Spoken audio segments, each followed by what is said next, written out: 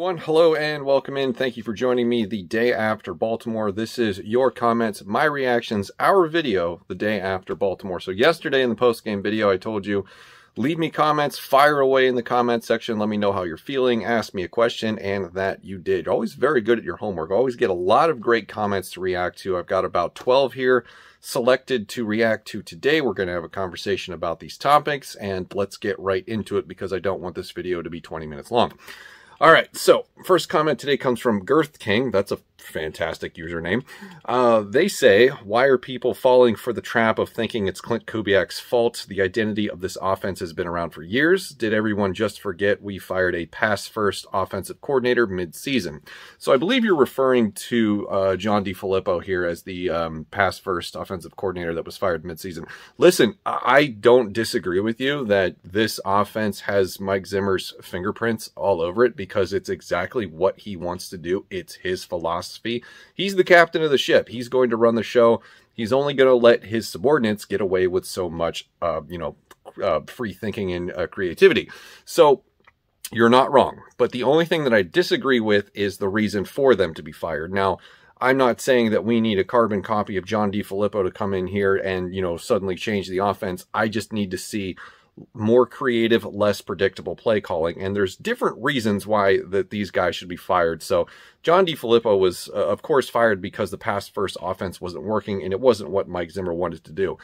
What Mike Zimmer wants to do is the Clint Kubiak offense. It's the Gary Kubiak offense. It's not that far. It's not that far apart, right? So the fact that Clint Kubiak cannot execute the Mike Zimmer offense or his dad's offense is a problem. And the fact that Mike Zimmer is the captain of the ship and he sees one of his guys that is absolutely struggling outside of the first two scripted plays, and then whatever, drive they need at the end of the game to make sure these guys don't get fucking fired is, it can't continue. It absolutely cannot continue because the problem is that we are wasting talent. We are wasting time. We are wasting games with these players that we currently have because, as we're going to discuss later on, there's just too much good talent for this offense to be this stagnant for a majority of the game week in and week out. And, that's the reason. So I agree with you that this is a Mike Zimmer, offensive scheme and philosophy. The problem is that Clint Kubiak cannot execute it beyond the first couple scripted drives, and that's an issue, and he needs to be fired for those grievances. Next comment comes from Brad Anderson. They say, if you were the GM of the Vikings, what would you have done different from training camp to today? Well, I think that's an unfair question because I have the benefit of hindsight in this scenario, which Rick Spielman did not have it back when training camp first began. So, there's that to sort of point out in fairness. But I will tell you what I wouldn't have done. I would not have traded for Chris Herndon whatsoever. I mean, give me a break. There are better tight ends that ended up being free agents along the line.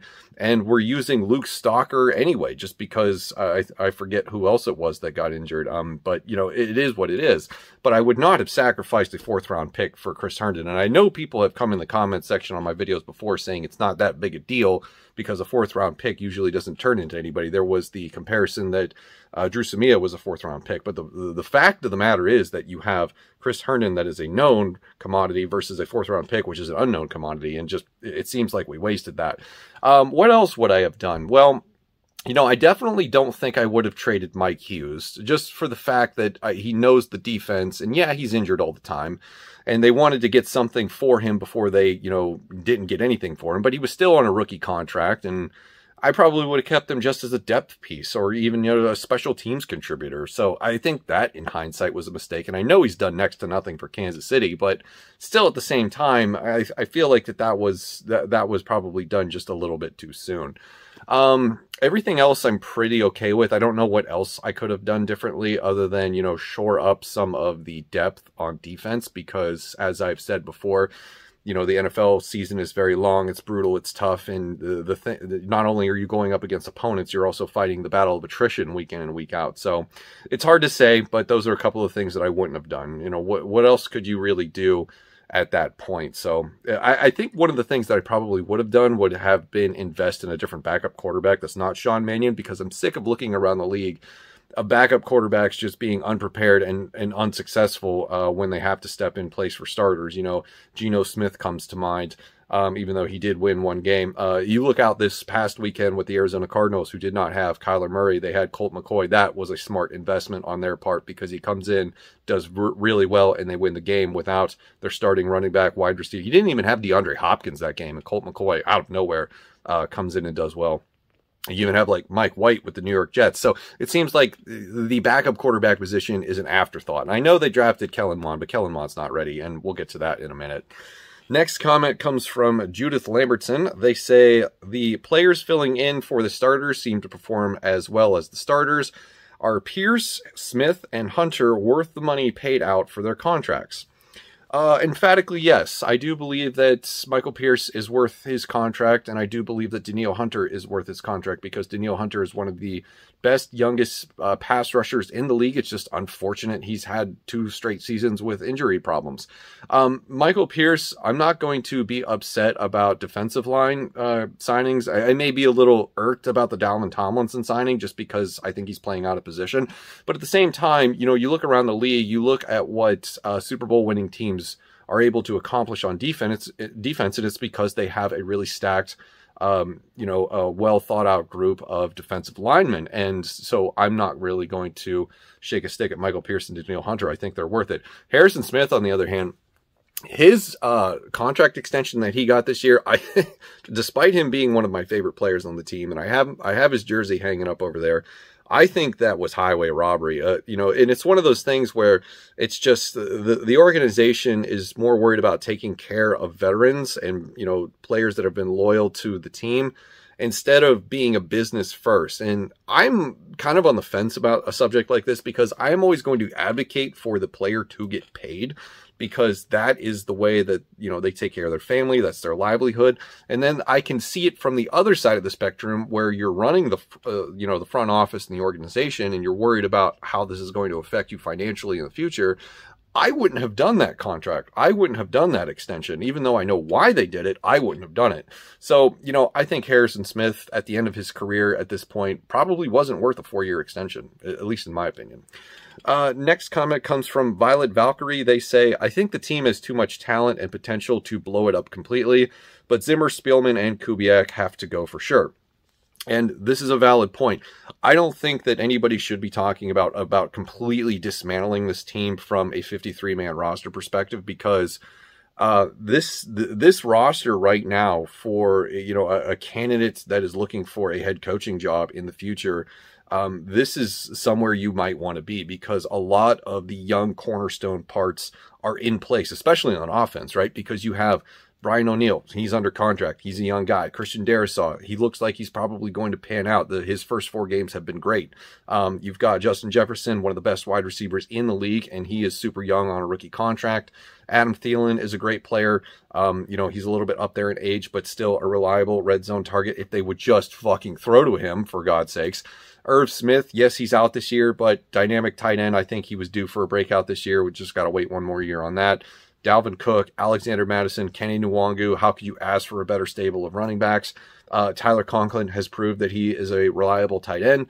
So, yeah, if from an offense perspective, if you can just fix a few things like interior pass protection and, you know, whatever else it is that you think you need, you're pretty much set. And then on the defensive side, you have less cornerstone pieces to work with. I think the defense is going to be a problem in the future.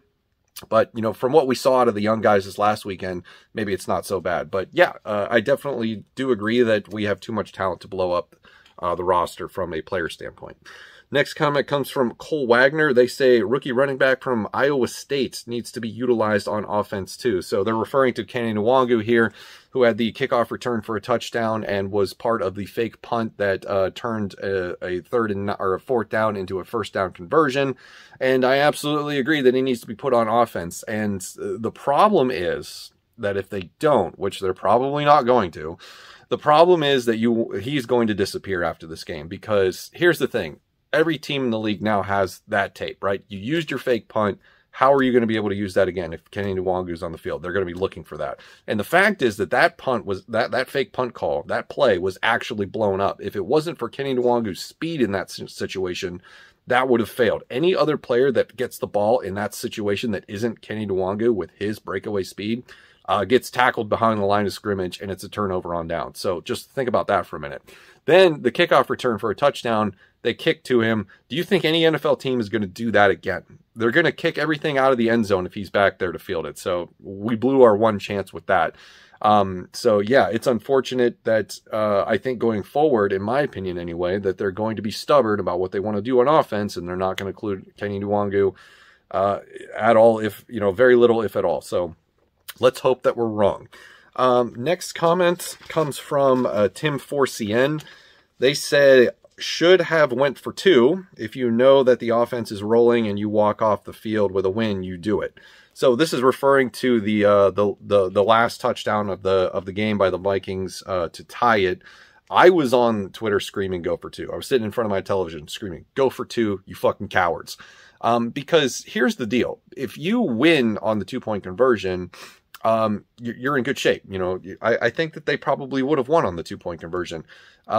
Mike Zimmer's explanation for why they chose to kick the extra point and go for the tie makes absolutely no sense. His point was, or his explanation was, that they had enough time left on the clock, they had enough timeouts, and they had a really good kicker in Justin Tucker, which are all true things. But here's the thing. Your defense is fucking tired at that point in the game, right? You knew that they were just going to steamroll down there and, be able to get in field goal range anyway. Why not go for the win or just lose right then and there?